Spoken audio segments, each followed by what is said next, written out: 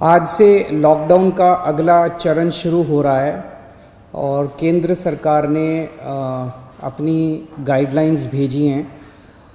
केंद्र सरकार की गाइडलाइंस के मुताबिक जो केंद्र सरकार ने उसमें ढील देने के निर्णय लिए हैं, उसके मुताबिक दिल्ली सरकार ने ये निर्णय लिए हैं। अभी तक जितनी चीज़ें खोली जा चुकी हैं वो खुली रहेंगी। इसके अलावा बार्बर और सैलून की दुकानें खोलने का निर्णय लिया गया है।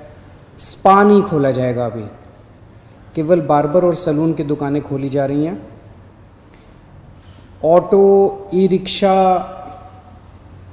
ये जितने ग्रामीण सेवा, ये जितने व्हीकल्स हैं, इसमें एक दिक्कत आ रही थी।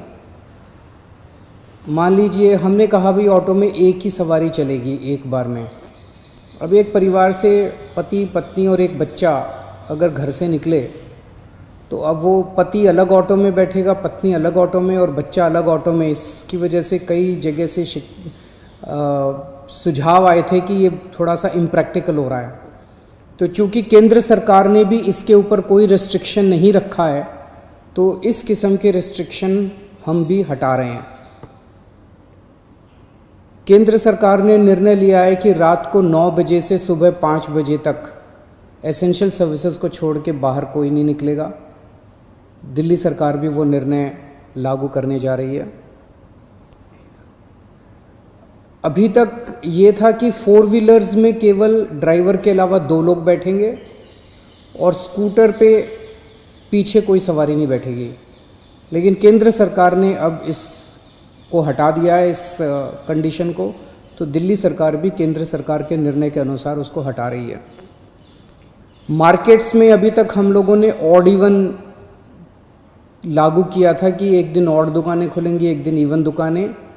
केंद्र सरकार के गाइडलाइंस में इस तरह की कोई कंडीशन नहीं है, तो अब मार्केट्स में सभी दुकानें खुलेंगी।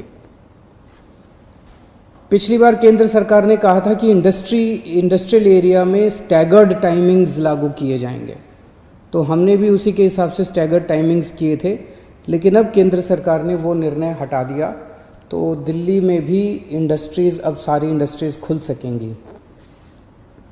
अब मैं आपके सामने एक महत्वपूर्ण विषय रखना चाहता हूँ और इस पे आप लोगों का मुझे मार्गदर्शन चाहिए। आज तक मुझे आप लोगों का बहुत स्नेह मिला, बहुत प्यार मिला, बहुत विश्वास मिला और उसी के भरोसे आज जितने काम हम लोग कर पा रहे हैं, आपके विश्वास और आपके स्नेह की वजह से ये सारे काम दिल्ली के अंदर इतने सारे काम हो पा रहे हैं। मेरे पास समय समय पर काफ़ी कठिन चुनौतियां आईं, कई बार उनके समाधान नहीं होते थे। ऐसे समय पे मैं कई बार आप लोगों के समक्ष आया, आप लोगों से मार्गदर्शन लिया, आप लोगों से सुझाव लिए। समय समय पे आप लोगों ने जो मार्गदर्शन किया उसको हम लोगों ने लागू भी किया। जैसे आपने कहा, हमने लागू किया। कुछ दिन पहले आप लोगों से सुझाव मांगे थे कि दिल्ली में लॉकडाउन में ढील दी जानी चाहिए कि नहीं दी जानी चाहिए, और भरपूर सुझाव आए। 5 लाख लोगों ने सुझाव दिए।